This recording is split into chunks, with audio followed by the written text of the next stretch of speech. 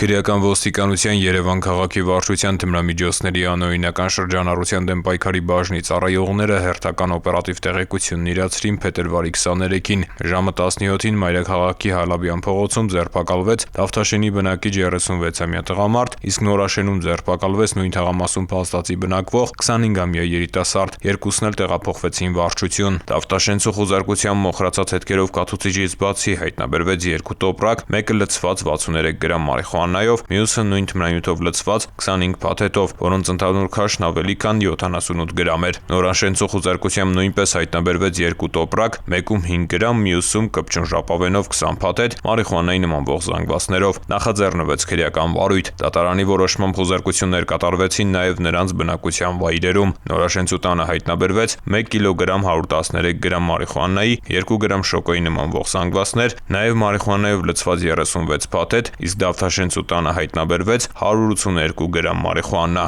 Երկուսն էլ կալանավորվել ու տեղափոխվել են քրեակատարողական հիմնարկ։ Հանգամանքները պարզվում են։